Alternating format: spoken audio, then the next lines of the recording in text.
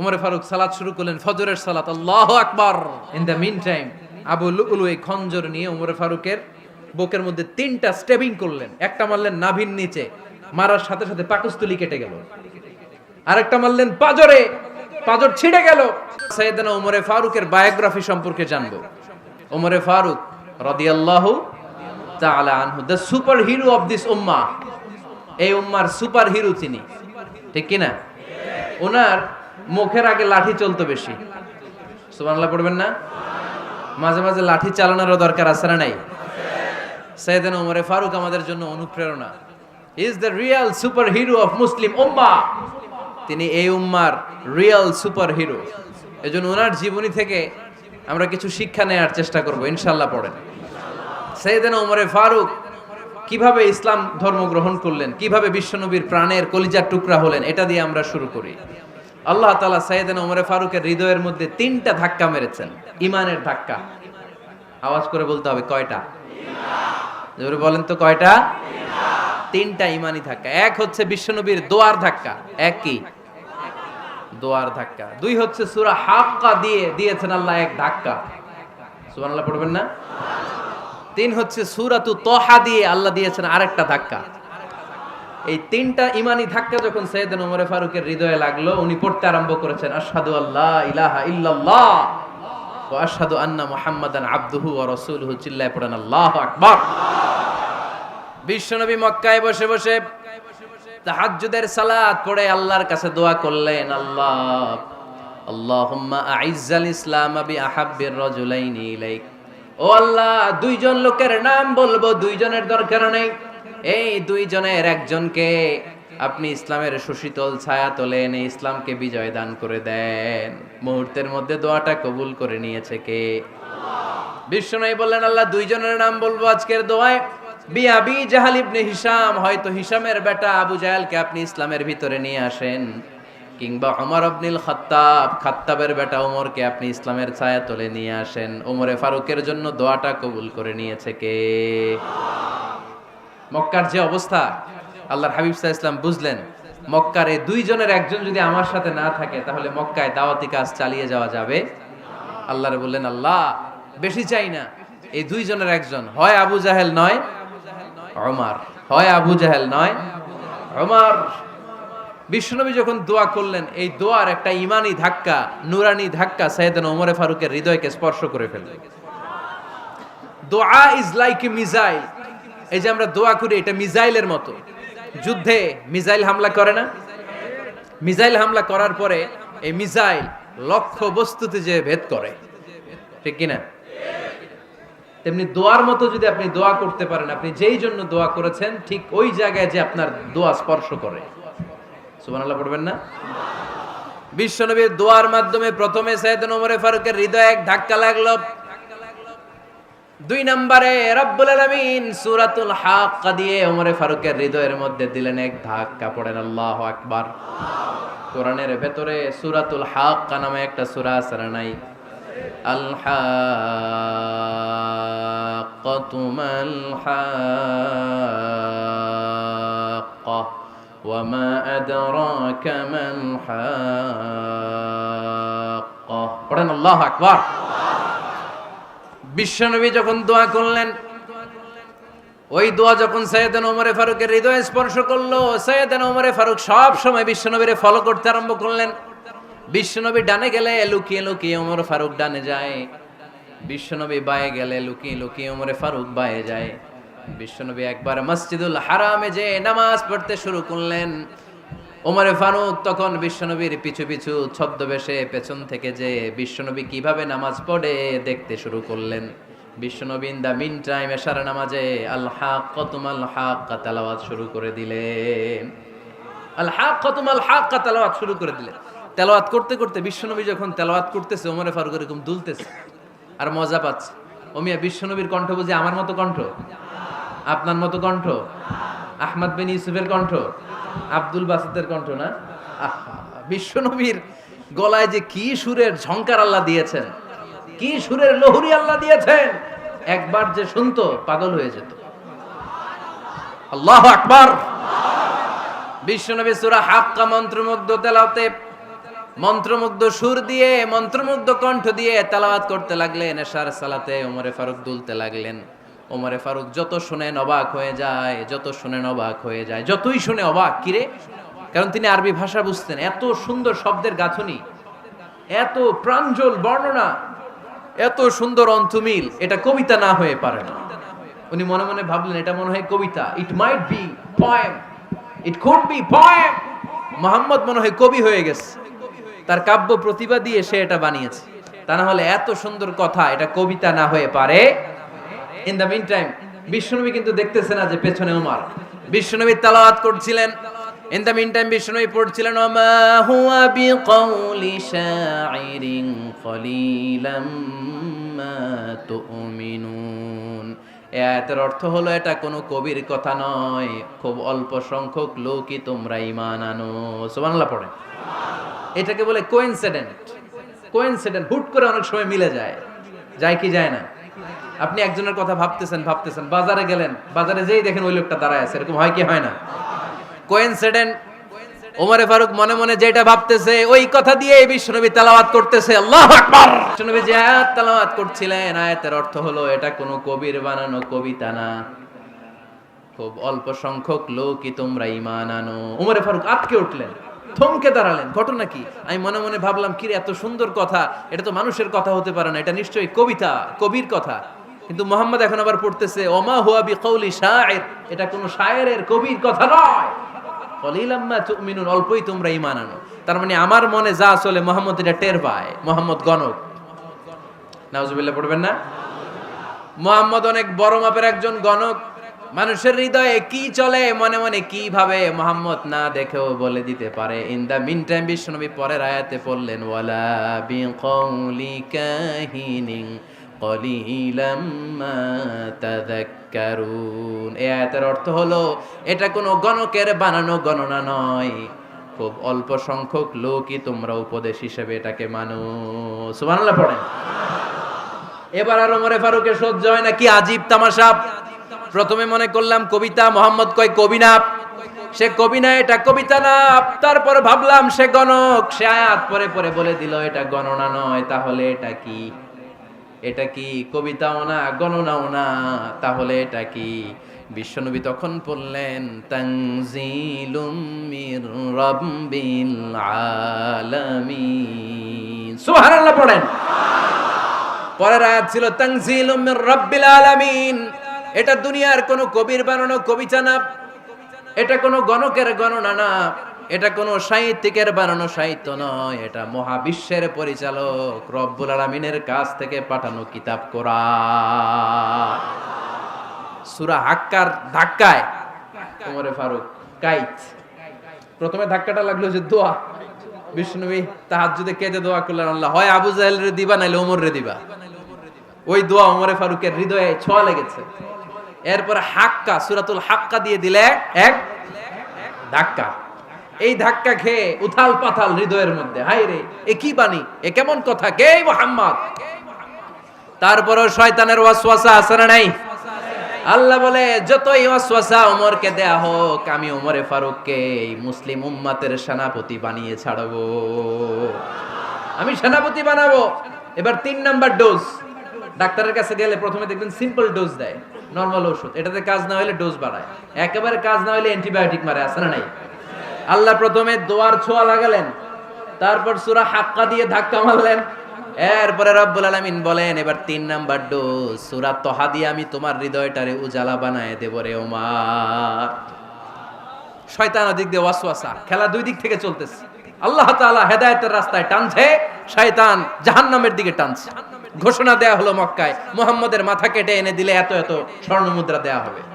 ওমরে ফারুক রাজি হয়ে গেলেন, নাঙ্গা তলোয়ার নিয়ে বিশ্বনবীর মাথা কাটার জন্য ছুটলেন। নাউজুবিল্লাহ পড়বেন না? বনু জাহরা গোত্রের এক লোক বলে, আইনা ইয়া ওমর, কই যাও? মুহাম্মদের মাথা কাটতে যাই। আরে মুহাম্মদের মাথা কাটতে যাও? তোমার বোন ফাতিমা বিনতে খাত্তাব আর তোমার বোন জামাই সাঈদ কদ সাবা, এরা তো ধর্ম ত্যাগ করে ফেলছে, এটা তো আমাদের ধর্ম ত্যাগ করে মুহাম্মদের ফলোয়ার হয়ে গেছে। আগে ওমর ঘর সামলাও, পরে মুহাম্মদের মাথা কাটতে যেও। ওমরে ফারুক অবাক হয়ে গেলেন, তলোয়ার নিয়ে বিশ্বনবীর দিকে না যেয়ে নিজের বাড়ির দিকে চলে গেলেন। বিশ্বনবীর আপন বোন ফাতেমা বিনতে খাত্তাব, বোন জামাই সাঈদ আর খাব্বাব রাদিয়াল্লাহু তাআলা আনহু তিনজন মিলে সূরা তাহা তেলাওয়াত করছিলেন। পড়েন সুবহানাল্লাহ। মক্কায় লুকিয়ে লুকিয়ে দাওয়াত হতো। খাব্বাব রাদিয়াল্লাহু তাআলা আনহু একটা চামড়ার ফলকের মধ্যে সূরা তাহার কয়েকটা আয়াত এনে ওমরে ফারুকের বোন আর বোন জামাইকে শিক্ষা দিচ্ছে, ট্রেনিং দিচ্ছে। সুবহানাল্লাহ পড়েন। লুকিয়ে লুকিয়ে ওমরে ফারুক যখন ঘরে চলে আসলেন, এরা তটস্থ হয়ে গেল। সাইয়েদনা খাব্বাব বিছানার তলায় লুকিয়ে গেলেন। ওমরে ফারুক বললেন, দরজা খোলো। ফাতেমা বিনতে খাত্তাব দরজা খোলার পরে নির্মম ভাবে সাইয়েদনা ওমর রাদিয়াল্লাহু তাআলা আনহু বোনের গায়ে আঘাত শুরু করে দিল। বোন জামাইকে আহত করতে শুরু করলো আর বলতে শুরু করলো, তোরা পাগল হলি কেন? কি আছে ওই মুহাম্মাদের মধ্যে? কি জাদু নিয়ে এসেছে? সে যাই বলে লোকজন পাগল হয়ে যায়, সবাই তার উপর কালিমা পড়ে ঈমান এনে ফেলে। কি এমন জিনিস তোদের কাছে আছে যেটা দেখে মুহাম্মদকে তোরা ভালোবাসলি? কি আছে? কি পড়তেছিলি আমারে দেখা। ফাতেমা বলে, ইন্নাকা রিজসুন লা ইয়ামাসসুহু ইল্লাল মুতাহহারুন। ও আমার ভাই ওমর, তুমি নাপাক। তুমি কি? লা ইয়ামাসসুহু ইল্লাল মুতাহহারুন, পবিত্রতা অর্জন না করে এই কোরআন ধরা যায় না। সুবহানাল্লাহ পড়েন। ওমরে ফারুক গোসল করে আসলেন, কারণ ধাক্কা তো আগে কয়েকটা খাইছে। কথা বুঝেন নাই বোধহয়। প্রথমে দোয়ার ধাক্কা, পরে কোন সূরা দিয়ে ধাক্কা? হাক্কা দিয়ে ধাক্কা। 3 নম্বরে এখন আরেকটা ধাক্কা খাবে। গোসল করে আসলেন। ফাতেমা বিনতে খাত্তাব বললেন, গোসল যখন করে এসেছেন, এই নেন। ওমরে ফারুক এবার চামড়ার কাপড়ের মধ্যে সূরা তাহার প্রথম আয়াতের দিকে নজর করলেন। নজর করেই কোরআনের প্রেমে পড়ে গেলেন। পড়েন সুবহানাল্লাহ। ওমর ফারুক পড়তে আরম্ভ করলেন, তাহা মা আনজালনা আলাইকাল কুরআনা লিতাশকা ইল্লা তাযকিরাতাল লিমান ইয়াখশা তানজিলাম মিম্মান খালাকাল আরদা ওয়াস সামাওয়াতিল উলা। সুবহানাল্লাহ পড়েন। উনি পড়তে আরম্ভ করলেন, তাহা মা আনজালনা আলাইকাল কুরআনা লিতাশকা, এই কোরআনকে আমি তোমাদের হতভাগ্য জাতি হিসেবে দুনিয়ায় থাকার জন্য পাঠাই নাই। এটা রব্বুল আলামিনের পক্ষ থেকে এসেছে। যারা রবকে ভয় করে তাদের জন্য আছে উপদেশ। যিনি আকাশ বানিয়েছেন, জমিন বানিয়েছেন, ওই আল্লাহ তাআলা নিজেই এই কোরআন পাঠিয়েছে। আওয়াজ করে পড়তে হবে, আল্লাহু আকবার। উনি খুব ভালো আরবি জানতেন। সূরা তাহা পড়ার পরে আর ধৈর্য ধারণ করতে পারে না। ওমরে ফারুক ছোট্ট বাচ্চার মতো কান্না শুরু করে দিলেন। আল্লাহু আকবার। সূরা তাহাটা হাতে নিয়ে, তলোয়ারটা হাতে নিয়ে বিশ্বনবীর দিকে ছুটতে আরম্ভ করলেন। আইনা মুহাম্মদ, কোথায় মুহাম্মদ? তোমরা আমাকে মুহাম্মাদের কাছে নিয়ে চলো। বিশ্বনবী তখন সাফা পাহাড়ের পাদদেশে দারুল আরকাম ইবনে আলকামের ঘরে লুকিয়ে লুকিয়ে কোরআনের দাওয়াত দিতেন। ওমরে ফারুককে পাগলের মতো ছুটে আসতে দেখে বিশ্বনবীর চাচা হামজা ইবনে আব্দুল মুত্তালিব বলল, নবী আপনি পালান। ওই যে খাত্তাবের বেটা ওমর আপনাকে অপমান করার জন্য, আক্রমণ করার জন্য তেড়ে এসেছে। সাহাবীরা বললেন, নবী আপনি পালিয়ে যান, আমরা সামাল দেব। বিশ্বনবী বললেন, না, আমি পালাবো না, বরং তোমরা সরে যাও। ওমর ইবনুল খাত্তাবকে আমার দরবার পর্যন্ত আসতে দাও। আমার তো মনে হচ্ছে ওই যে তাহাজ্জুদের নামাজ শেষে চোখের পানি ছেড়ে যে আমি আল্লাহর কাছে দোয়া করেছি, আজকে আমার ওই দোয়াটা কবুল হতে শুরু করেছে। আমার তো মনে হচ্ছে আমার দোয়া কবুল হবে, আসতে দাও। ওমর ফারুক এসে বললেন, আশহাদু আল্লা ইলাহা ইল্লাল্লাহ ওয়া আশহাদু আন্না মুহাম্মাদান আবদুহু ওয়া রাসূলুহু। আমি সাক্ষ্য দিলাম আল্লাহ ছাড়া কোনো ইলাহ নাই, নিশ্চয় আপনি আল্লাহর প্রেরিত বান্দা এবং রাসূল। পড়েন সুবহানাল্লাহ। ওমর ফারুক যখন কালিমা শাহাদা পড়ে মুসলমান হয়ে বিশ্বনবীর হাতে হাত রাখলেন, মুসলিম সাহাবীদের মধ্যে খুশি আর আনন্দের বন্যা বয়ে গেল। মুসলিম হাতে গোনা সাহাবারা আল্লাহর প্রশংসা করলেন। বিশ্বনবী সাইয়েদনা ওমর ফারুককে জড়িয়ে ধরলেন। ওমর ফারুক এবার বিশ্বনবীরে বললেন, নবী গো, আলাসনা আলাল হক, আমরা কি সত্যের উপরে আছি নাকি আমরা ভুলের উপরে আছি? বিশ্বনবী বললেন, বালা নাহনু আলাল হক, আমরাই সত্যের উপরে আছি। সুবহানাল্লাহ পড়ে। আলাসনা আলাল হক, নবী আমরা কি সত্যের উপরে নাই? হ্যাঁ অবশ্যই ওমর, তুমি সত্যের উপরে আছো। ওমরে ফারুক বললেন, তাহলে ফাফিমাল ইখতিফা, তাহলে লুকায় লুকায় আর দাওয়াত দেব কেন? আমি তো কালিমা পড়ে ফেলছি, আসেন আমার সাথে বের হই। ফাফিমাল ইখতিফা, আর লুকায় লুকায় কেন? আসেন আমরা বাইরে বেরোই। বিশ্বনবী বললেন, ওমর এটা মাক্কি জীবন, এখানে আমরা একটু গোপনে গোপনে দাওয়াত দিতে চাই। ওমরে ফারুক বলে, না, আমার দায়িত্ব, আমি একটা মিছিল দিতে চাই নবী। আল্লাহর নামের তাকবীর দিতে দিতে দারুল আরকাম থেকে শুরু করে মসজিদুল হারাম পর্যন্ত একটা মিছিল দিয়ে আমি মক্কা কাঁপায়া দেব। অনুমতি দেন। বিশ্বনবী দিতে চায় না। ওমর ফারুক অনেক বুঝানোর পরে স্বল্প পরিসরের একটা অনুমোদন পাওয়া গেল বিশ্বনবী সাল্লাল্লাহু আলাইহি ওয়াসাল্লামের কাছ থেকে। কিন্তু মিছিল যে দিবে, মিছিলের জন্য লোকের দরকার আছে না নাই? এখানে লোক নাই, আমি একাই মিছিল দিতেছি। এটা জমবে? মিছিল জমবে? খুঁজে উনি 11 জন মুসলিম সাহাবা পেলেন। কয়জন? ওমরে ফারুক বললেন 11 জনই সই। এই 11 জন নিয়ে আমি আল্লাহর নামের তাকবীর দেব। 2 লাইন করলেন। কয় লাইন? 2 লাইন। পেছনে 6 জন, আর এই লাইনের নেতা বানালেন বিশ্বনবীর চাচা হামজাকে রাদিয়াল্লাহু তাআলা আনহু। আর সামনে 5 জন, তার আগে দাঁড়ালেন উনি নিজেই। তাহলে 6 6 12। বললেন এই 2 লাইনই আমরা তাকবীর দিতে দিতে, বেশি না, এই দারুল আরকামের ঘর থেকে, আপনারা জানেন যে সাফা মারওয়া এখন যে সাই হয়, এই সাফার পাদদেশে ছিল দারুল আরকামের ঘর। উনি বললেন এখান থেকে ওই যে কাবার গিলাফ দেখা যায়, কাবার গিলাফ পর্যন্ত আমরা এই তাকবীর নিয়ে ওখানে যাব। সুবহানাল্লাহ পড়বেন না? ওখানে উনি দাঁড়িয়ে ছোট্ট একটা ভাষণ দিয়েছিলেন। উনি বলেছিলেন, মান আরাদা আন তাসকুলা উম্মু ওয়া ইয়াতামা ওয়ালাদু ওয়া তারমিলা যাওজাতুহু ফালিয়াসুদ্দানি। খেয়াল করে শুনেন, কান দুইটা খরগোশের কানের মতো খাড়া করেন। উনি এক বাক্যের একটা ভাষণ দিলেন। ভাষণ দিতে জানলে বড় ভাষণ দেয়া লাগে না। এক বাক্যের ভাষণ দিয়ে গোটা বিশ্বকে ঝাঁকুনি মারা যায়। চিল্লায় বলো ঠিক কিনা?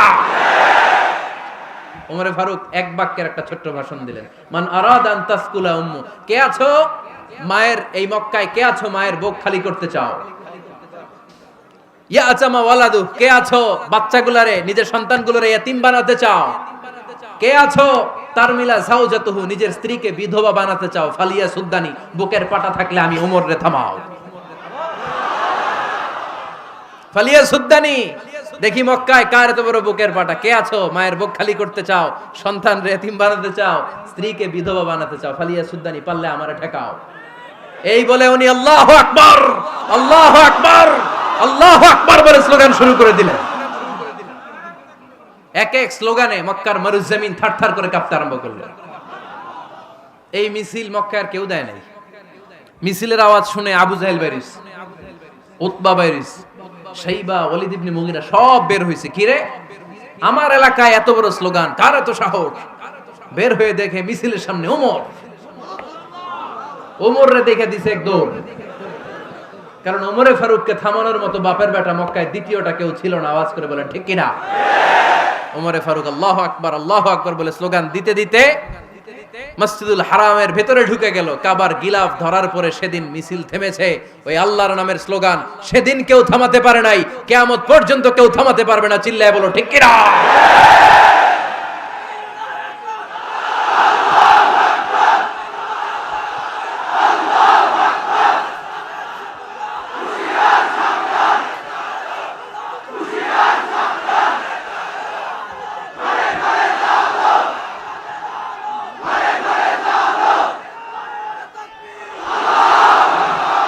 ওই রকম একটা ওমরের দরকার, আমাদের বেশি চাই না। জোরে বলেন ঠিক কিনা? দাও খোদা দাও আমায় আবার ওমর দারাজ দিল, দাও খোদা দাও আমায় আবার ওমর দারাজ দিল, দাও আলীর মতো বীর সেনানি, আলীর মতো বীর সেনানি জাগাতে নিখিল, দাও খোদা দাও আমায় আবার ওমর দারাজ দিল। সুবহানাল্লাহ পড়েন। একটা ওমর লাগবে। চিল্লায় বলেন কয়টা? ওই ওমরের অপেক্ষায় বাংলাদেশ সহ গোটা মুসলিম উম্মাহ। ঠিক কি না? একটা ওমরই যথেষ্ট। আমাদের সেন্ট্রাল লিডারশিপ নাই তো, আমাদেরকে এদিকে লাথি মারলে আমরা ওইদিকে যাই, ওদিক থেকে গুতা মারলে আমরা এদিকে যাই। আমাদের রিপ্রেজেন্টেটিভ, আমাদের প্রতিনিধিত্ব করার মতো কোনো কেন্দ্রীয় লিডারশিপ নেতৃবৃন্দ গোটা বিশ্বে নাই, ঠিক কি না? আমরা সেই ওমরে ফারুকের অপেক্ষায়, আমরা সেই ইমাম আল মাহাদির অপেক্ষায়। এই ওমরে ফারুক আমাদের মডেল, ঠিক কি না? থার্ড ইন পজিশন, এই পুরো উম্মতের মধ্যে ওনার পজিশন নাম্বার 3। 1 নাম্বার পজিশন বিশ্বনবীর, কার? 2 নাম্বার পজিশন কার? আবু বকর। 3 নাম্বার পজিশন কার? ওমরে ফারুকের। বিশ্বনবী বলতেন লা নবিয়্যা বা'দি, লা নবিয়্যা বা'দি, আমার পরে কোনো নবী নাই। ওয়ালা রাসূলা, আমার পরে কোনো রাসূলও নাই। আমার নবীর পরে আর কোনো নবী আছে? আমার নবীর পরে আর কোনো রাসূল আছে? এই যে কাদিয়ানি যে একটা সম্প্রদায় আছে, এরা কি মুসলিম নাকি অমুসলিম? মুসলিম সম্প্রদায়ের সাথে এদের কোনো সম্পর্ক নাই, চিল্লায় বলেন ঠিক কি না? এরা যদি মুসলমান হতে চায়, আমার নবী দ্য লাস্ট মেসেঞ্জার বিশ্বনবীকে খাতামুন নবী হিসেবে সংবাদ সম্মেলন করে গোটা বিশ্বকে জানাই দিতে হবে, তারপরে তাদেরকে আমরা মুসলিম হিসেবে স্বীকৃতি দিব, চিল্লায় বলেন ঠিক কি না? তা না হলে তারা কোন ধর্মের এটাকে জানাই দিতে হবে। No inferiority complex, no identity crisis. Identity ক্রাইসিসে থাকা যাবে না। আপনারা কোন ধর্মের এটা জানাই দেন। আপনারা বিশ্বনবীরও শেষ নবী মানবেন না, আবার মুসলিম বলেও নিজেদেরকে ট্যাগ লাগাতে চাইবেন। সাধারণ মুসলমানরা এটা এই ধোঁকাবাজি মানে না, চিল্লায় বলেন ঠিক কি না? আমার নবীর পরে কোনো নবী নাই, আমার রাসূলের পরে কোনো রাসূল নাই, ঠিক কি না? আল্লাহর হাবিব বলতেন লাউ কানা বা'দি নাবিয়্যুন লাকানা উমর, তবে আমার পরে যদি নবী হওয়ার যোগ্যতা কারো থাকে, আমার ওমরের ওই যোগ্যতা আছে। সুবহানাল্লাহ পড়েন। প্রভু তুমি বলেছো রাসূল দেবে না, বলনি দেবে না ওমর, বলনি দেবে না হামজা তারি, খালিদ বিজয় সমর। প্রভু তুমি বলেছো রাসূল দেবে না, বলনি দেবে না ওমর, বলনি দেবে না হামজা তারি, খালিদ বিজয় সমর। প্রভু তুমি বলেছো রাসূল দেবে না। সুবহানাল্লাহ পড়েন। এজন্য আমরা একটা ওমর চাই। কয়টা? বেশি লাগবে? নেতার মতো নেতা কয়টা লাগে? জোরে বলেন কয়টা? Enough, that's enough. ওমরে ফারুক আওয়ার সুপার হিরো। ওনার সাথে বিশ্বনবী সাল্লাল্লাহু আলাইহি ওয়াসাল্লামের মুসাহারার সম্পর্ক ছিল। ওমরে ফারুক যে বিশ্বনবীর শ্বশুর, এটা অনেকে জানেই না। ওমরে ফারুক রাদিয়াল্লাহু তাআলা আনহু বিশ্বনবীর শ্বশুর ছিলেন। এটা আজকে নতুন শুনছেন, কে কে হাত তোলেন? দেখছেন হুজুর? সঠিক বলছি না আমি? অনেকে আমরা জানি না। মাশাআল্লাহ, জানতে লজ্জা নাই, শিখতে লজ্জা নাই। লজ্জা হচ্ছে অজ্ঞতায় আর মূর্খতায়, ঠিক কি না? আমরা শিখতে রাজি আছি। যে কথা বলে আমরা তার ছাত্র। আমার আগে হুজুর কথা বলতেছিলেন, আমরা ছিলাম ছাত্র। এখন আমি কথা বলতেছি, এখন আমরা সবাই হয়ে গেছি ছাত্র, ঠিক কি না? যিনি বলেন তিনি শিক্ষক, বাকিরা আমরা ছাত্র, ঠিক কি না? 4 খলিফার 2 খলিফা, ইসলামের 4 খলিফার 2 খলিফা বিশ্বনবীর মেয়ের জামাই, আর বাকি 2 খলিফা বিশ্বনবীর শ্বশুর। সুবহানাল্লাহ পড়েন। সাইয়েদনা আলী রাদিয়াল্লাহু তাআলা আনহু, সাইয়েদনা উসমান যুন নূরাইন বিশ্বনবীর মেয়ের জামাই। উসমান রাদিয়াল্লাহু তাআলা আনহুর কাছে বিশ্বনবী 2 মেয়েকে বিয়ে দিয়েছিলেন। একজন মারা যাওয়ার পরে আরেকজন। বিশ্বনবী বলেছেন এরপরে আরেকটা থাকলে ওইটারও বিয়ে দিতাম। সুবহানাল্লাহ পড়বেন না? 2 জন ছিল মেয়ের জামাই আর 2 জন ছিল শ্বশুর। সাইয়েদনা আবু বকর শ্বশুর, বিশ্বনবীর স্ত্রী আম্মাজান আয়েশা রাদিয়াল্লাহু তাআলা আনহার বাবা। বিশ্বনবীর স্ত্রী আম্মাজান হাফসা রাদিয়াল্লাহু তাআলা আনহার বাবা ছিল সাইয়েদনা ওমরে ফারুক। চিল্লায় পড়েন আল্লাহু আকবার। জানো তো না পজিশন না? সাইয়্যিদু কুহুলিল জান্নাহ, জান্নাতে যত নারীরা যাবে, নারীদের সর্দারিনী হবে সাইয়্যিদাতুনা ফাতেমা রাদিয়াল্লাহু তাআলা আনহা। এই ফরিদপুরের যত ইয়াং স্টারেরা, তোমরা যারা জান্নাতে যাবে, তোমাদের লিডার হবে সাইয়েদনা হাসান আর হুসাইন রাদিয়াল্লাহু তাআলা আনহুমা। আর বয়স্ক মুরব্বীরা যারা জান্নাতে ঢুকবেন, আপনাদের লিডার হবে সাইয়েদনা আবু বকর আর সাইয়েদনা ওমর ফারুক রাদিয়াল্লাহু তাআলা আনহু। সুবহানাল্লাহ পড়তে পারলেন না?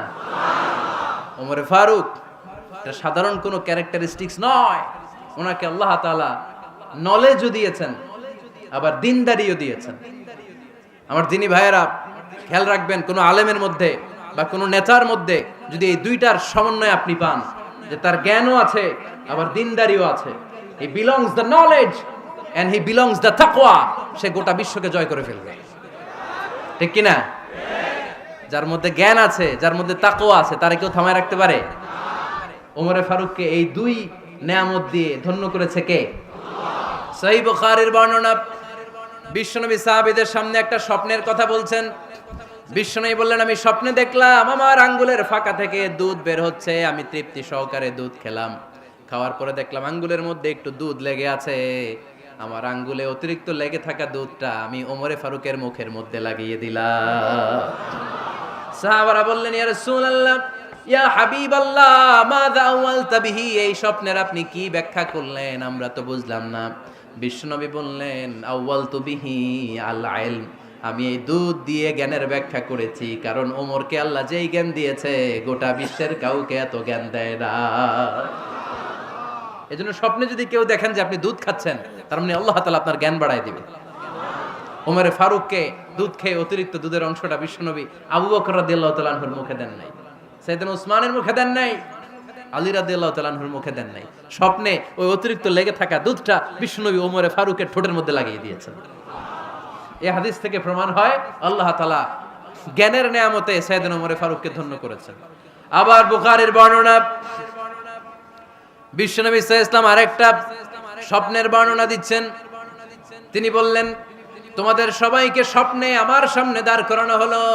আমি দেখলাম তোমাদের কারো জুব্বা নাভি পর্যন্ত, কারো জুব্বা হাঁটু পর্যন্ত, কারো জুব্বা টাকনু পর্যন্ত।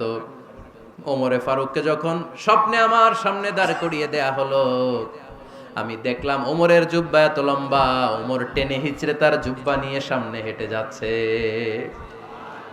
সাহাবারা বললেন, ফামাযা আওয়ালতা বিহি ইয়া রাসূলুল্লাহ, ও আল্লাহর রাসূল, এই স্বপ্ন দিয়ে আপনি কি বোঝাতে চাইলেন, আমরা কিছু বুঝলাম না। বিশ্বনবী বললেন, আউয়ালতু বিহি আদ-দীন, আমি এই হাদিসের দ্বারা দ্বীনের ব্যাখ্যা করলাম, যার জামা যত লম্বা তার দ্বীনদারি তত বেশি। সুবহানাল্লাহ, আসতে পড়েন। স্বপ্নে দেখলেন কোন সাহাবীর জুব্বা নাভি, কোন সাহাবীর হাঁটু, কারোটা টাকনু, কিন্তু ওমরে ফারুকের জুব্বা এত লম্বা, ইয়াজুরু সাওবাহু, তিনি তার জুব্বা টেনে হিচড়ে যাচ্ছেন। বিশ্বনবী বললেন, এটা দ্বারা আমি দ্বীন, আমি তাকওয়া, দ্বীনদারি, তাকওয়া, এটার ব্যাখ্যা করেছি। তার মানে ওমরে ফারুকের তাকওয়ার সামনে সব তাকওয়া পানি হয়ে যাবে। কোন সুবহানাল্লাহ।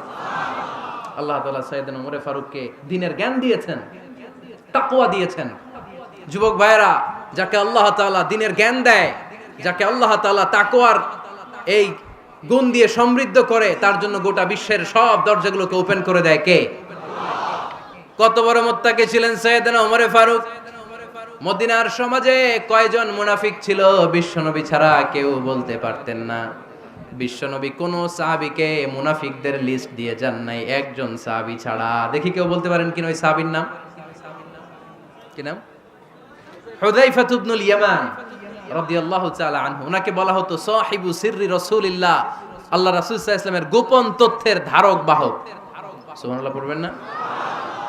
বিশ্বনবী ইন্তেকালের আগে মদিনার সমাজে মোট কয়জন মুনাফিক আছে, এই তথ্য আবু বকরকে বলেন নাই, ওমর রাদিয়াল্লাহু তাআলা আনহুকে বলেন নাই, উসমান রাদিয়াল্লাহু তাআলা আনহু, আলী রাদিয়াল্লাহু তাআলা আনহু, আশারাতুল মুবাশশিরিন বিল জান্নাহ কোন সাহাবীকে বলেন নাই। শুধুমাত্র কেবলমাত্র একমাত্র হুযায়ফা ইবনুল ইয়ামান রাদিয়াল্লাহু তাআলা আনহুর কাছে মুনাফিকদের লিস্টে বিশ্বনবী দিয়ে গিয়েছেন।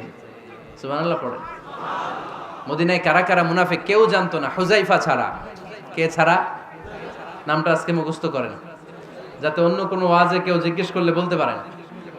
মুনাফিকদের লিস্ট যে সাহাবীর কাছে বিশ্বনবী দিয়ে গিয়েছিলেন, সাহাবীর নাম কি? নাম? নামটা কেমন লাগে? ভাল লাগে?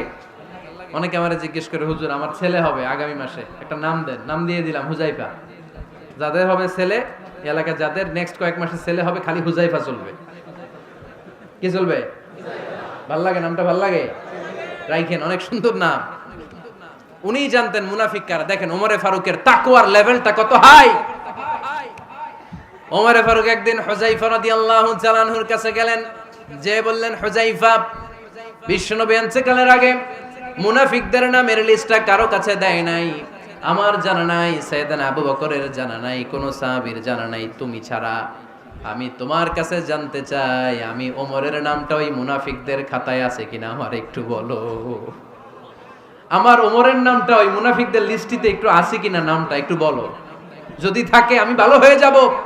আমি নেফাকি দূর করে পাক্কা মুমিন হতে চাই। আমার নাম যদি মুনাফিকের লিস্টে থাকে আমি তো শেষ। হুযায়ফা চোখের পানি ছেড়ে দিয়ে বলে, আমিরুল মুমিনিন, কেমন প্রশ্ন করলেন আপনি? আপনি বিশ্বনবীর শ্বশুর। এই উম্মতে আপনার পজিশন 3 নাম্বার। আপনারে মুনাফিকরা ভয় পায়, শয়তান আপনারে ভয় পায়। আপনি জান্নাতে সব বয়স্ক লোকদেরকে নিয়ে জান্নাতের মধ্যে আগে আগে ঢুকবেন, কেমন করে মুনাফিকদের কাতারে আপনার নাম থাকতে পারে ওমর? সুবহানাল্লাহ পড়ে। কি বিনয়ী, কি তাকওয়া। হুযায়ফাকে যে ধরতেন, হুযায়ফা একটু বলো না আমার নামটা মুনাফিকদের লিস্টিতে আছে কিনা। ওমরে ফারুকের যদি এই টেনশন থাকে যে আমি মুনাফিক হয়ে গেলাম কিনা, আমাদের এই টেনশন থাকার দরকার আছে না নাই? হ্যাঁ, যেন সব সময় আল্লাহর কাছে দোয়া করতে হবে, আল্লাহ তুমি নেফাকি থেকে আমাদেরকে বাঁচাও। আরো জোরে পড়েন আমিন। ওমরে ফারুক রাদিয়াল্লাহু তাআলা আনহু আমাদের সুপার হিরো, আমাদের সবাই বলেন আমাদের। উনি কত বড় সুপার হিরো শুনেন। উনি জুমার খুতবা দিচ্ছেন। কি দিচ্ছেন? মসজিদে নববীতে খুতবার মাঝখানে হঠাৎ বললেন, ইয়া সারিয়াতাল জাবাল, ইয়া সারিয়াত ইবনে জানিমিল জাবাল। এই কথা বলেই আবার খুতবা দিতে শুরু করলেন। ওনার এই ইয়া সারিয়াত ইবনে জানিমিল জাবালের সাথে আগের কথারও কোনো মিল নাই, পরের কথারও কোনো মিল নাই। জুমার নামাজের পর মুসল্লি সাহাবারা ধরলেন, বললেন, ইয়া আমিরাল মুমিনিন। খুতবার মাঝখানে হঠাৎ করে ইয়া সারিয়াত ইবনে জালিমিল জাবাল বলে আপনি চিৎকার করলেন কেন? আপনার এই বাক্যের সাথে আপনার খুতবার আগের বাক্যের কোনো মিল নাই, আপনার খুতবার পরের বাক্যেরও কোনো মিল নাই। এই কথা আপনি কারে বললেন, কারে উদ্দেশ্য করে বললেন? এই কথার তাৎপর্য কি আমাদেরকে বুঝিয়ে বলেন। ওমরে ফারুক বললেন, আমি যখন খুতবা দিচ্ছি আমি দেখতে পেলাম ওই যে কয়েক মাস আগে আমি আমার মুসলিম সেনাবাহিনী পারস্যে আক্রমণের জন্য পাঠিয়েছি, বর্তমান ইরানের ওই বিশাল এলাকাতে পারস্যে আমি আমার ব্যাটালিয়ন পাঠিয়েছি। আমি হঠাৎ করে দেখতে পেলাম আমার মুসলিম বাহিনীর সেনাপতি যুদ্ধের এক পর্যায়ে তার ডানে আছে উপত্যকা, বায়ে আছে পাহাড়। সে পাহাড়ি রাস্তা ছেড়ে দিয়ে উপত্যকার দিকে যেতে শুরু করেছে। আমি দেখতে পেলাম আমার মুসলিম বাহিনী যদি উপত্যকার দিকে ছুটে বেড়ায়, কাফির মুশরিকরা আমার মুসলিম বাহিনীকে কচুকাটা করে ফেলবে। তাই আমি এখান থেকে তাদেরকে কমান্ড দিয়ে বলেছি, ইয়া সারিয়াতাল জাবাল, উপত্যকার দিকে নয় পাহাড়ের দিকে যাও, তাহলেই তোমাদের বিজয় নিশ্চিত হয়ে যাবে। উপত্যকার দিকে যেও না, ইলাল জাবাল, ইলা সারিয়াতিল জাবাল, পাহাড়ের দিকে ছোট। সাহাবারা অবাক, ঘটনা কি? উনি বসে আছেন মদিনায় মসজিদে নববীর মিম্বারে দাঁড়িয়ে, উনি যদি ইয়া সারিয়াতাল জাবাল বলে এটা কি ইরানে যাবে নাকি? ও মিয়া, তখনকার সময়ে বর্তমানের মতো মোবাইল ছিল নাকি, ইন্টারনেট ছিল নাকি, কিছু ছিল? খালি মুখে আমি যদি বলি ইয়া সারিয়াতাল জাবাল, এটা ইরানে যাবে, ইন্ডিয়া যাবে, ঢাকায় তো যাবে না, ফরিদপুর শহরেই তো বসবে না, ঠিক কিনা? কিন্তু এটা আমিরুল মুমিনিন বিশ্বাসী সাহাবারা বিশ্বাস করে নিল। কিছু মুনাফিক ছিল, এরা কয় না ঝামেলাস, এটা তো সম্ভব না। এক কাজ করি, এই সেনাপতি যখন বিজয়ী বেশে মদিনায় ফিরে আসবে আর আমরা ধরবো। এরা দিন গুনতে লাগলো, এই সেনাপতি মুসলিম বাহিনী নিয়ে পারস্য জয় করে কবে ফিরে আসবে। এই মুনাফিকের দলগুলো কখনো সেনাবাহিনীকে অভ্যর্থনা জানাতে যেত না, কিন্তু এইবার সবার আগে মদিনার উপকণ্ঠে যে সেনাপতিদেরকে অভ্যর্থনা জানানোর জন্য ফুল নিয়ে রেডি, ফুল নিয়ে দাঁড়ায়। সেনাপতি ঢুকার সাথে সাথে ধরছে, এই সেনাপতি কোত্থেকে আসছে? কয় পারস্য জয় করে আসছি। কয় এমন এমন দিন, জুমার দিন দুপুর বেলা যুদ্ধের মাঝখানে আমিরুল মুমিনিনের কণ্ঠের কোন কথাবার্তা শুনছো নাকি? সেনাপতি অবাক, কয় তোমরা জানলা কেমনে? শুনছি তো। সুবহানাল্লাহ পড়বেন না? আমরা যুদ্ধে একটা ভয়ঙ্কর অবস্থার মধ্যে ছিলাম, পেছন থেকে শত্রু আমাদেরকে আক্রমণ করতে শুরু করে দিল। ডানে যাব না বায়ে যাব, সামনে যাব নাকি পেছনে যাব, রাস্তা খুঁজে পাচ্ছি না। ডান দিকে ছিল আমাদের উপত্যকার রাস্তা, বাঁ দিকে ছিল পাহাড়ি পথ। আমরা সোজা পথ হবে মনে করে উপত্যকার দিকে ছুটতে আরম্ভ করলাম। হঠাৎ করে আমিরুল মুমিনিনের কণ্ঠ বজ্র কণ্ঠে আমার কানের মধ্যে ভেসে আসলো। আমার মনে হলো আমিরুল মুমিনিন কেমন যেন আমাকে কমান্ড দিচ্ছেন আর বলছেন, ইয়া সারিয়াতাল জাবাল, ডান দিকে উপত্যকার পথে নয়, তাড়াতাড়ি পাহাড়ের দিকে সৈন্যবাহিনী নিয়ে উঠে যা। পাহাড়ের দিকে, ডানে না। This is wrong track and this is the right track. ওই দিন যদি ওমরে ফারুকের ওই গাইডলাইন, আমিরুল মুমিনিনের কমান্ড যদি আমি না শুনতাম, আজকে বিজয়ের বেশে ফিরতেও পারতাম না, আমাদের চেহারাও তোমরা দেখতে পেতে না। ওমরে ফারুকের ওই কমান্ড, ওই গাইডলাইন অদৃশ্য থেকে শোনার কারণে ওই পারস্যের মধ্যে আমাদেরকে সেই যুদ্ধে বিজয় দান করেছে কে? দিস ইজ ওমরে ফারুক, দিস ইজ ওমরে ফারুক।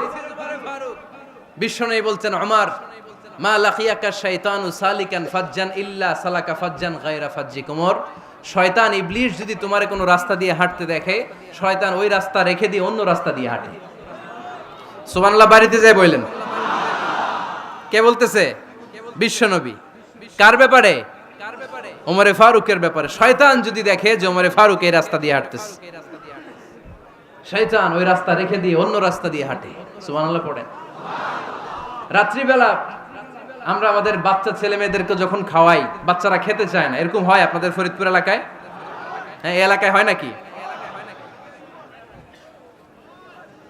খেতে চায় না বাচ্চারা, এই চকলেট দেখায়া, এই মিনা কার্টুন দেখায়া, এইটা সেইটা, এগুলো সেগুলো বলে, গল্প টল্প বলে ভুলায়া খাওয়ানো লাগে, তাই না?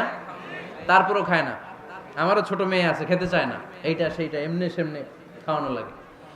তো শেষে না পেরে মা বাবা বলতে বাধ্য হয়, ওই যে ভূত আসতেছে, ভূত, তাড়াতাড়ি তাড়াতাড়ি খাও, নাহলে যে ভূত ধরবে তোমারে।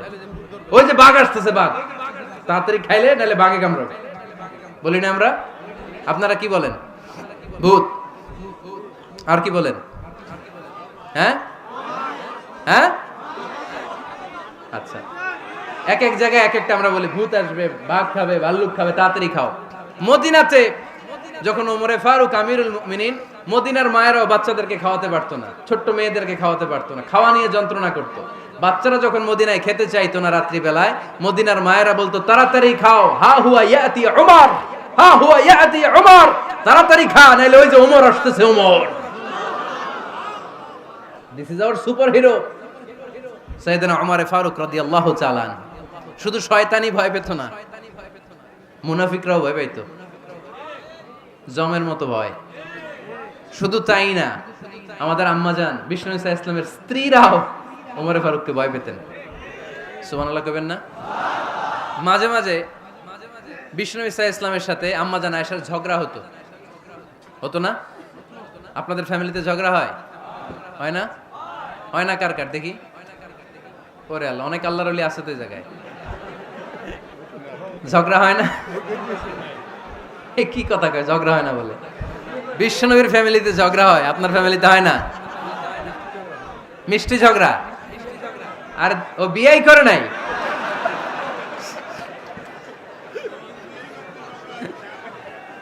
ঝগড়া তো হবেই, দাম্পত্য জীবনের মজাটাই তো এখানে। কখনো ঝগড়া, কখনো আনন্দ, একটু বৃষ্টি, একটু রোদ, একটু হাসি, একটু কান্না, ভালো লাগা, ভালোবাসা শেয়ার করে নেয়া, মিলেমিশে একাকার হয়ে যাওয়া, ঠিক কিনা? তো আল্লাহর হাবিব সাল্লাল্লাহু আলাইহি ইসলামের সাথে আম্মাজান আয়েশার ঝগড়া হতো। তো একদিন ঝগড়া হয়ে দুইজন রেগে আছে। খবরদার দুইজন রেগে থাকবেন না, আবার একজন রাগলে আরেকজন থেমে যাবেন, কারণ এই ছোট্ট ঝগড়া থেকে এটা অনেক সময় বিচ্ছেদের দিকে গড়ায়।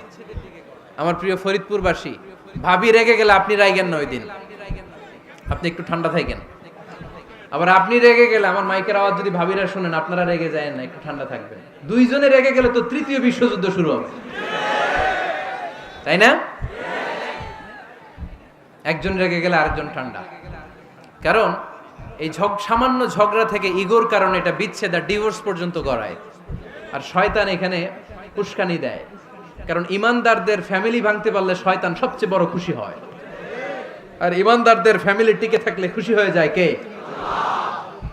আম্মাজান আয়েশা রাদিয়াল্লাহু তাআলা আনহার সাথে বিষ্ণু ইসা ইসলামের ঝগড়া হতো মাঝে মাঝে। একবার ঝগড়া হলো, বিষ্ণু ইসা ইসলামও রাগ, আম্মাজান আয়েশাও রাগ।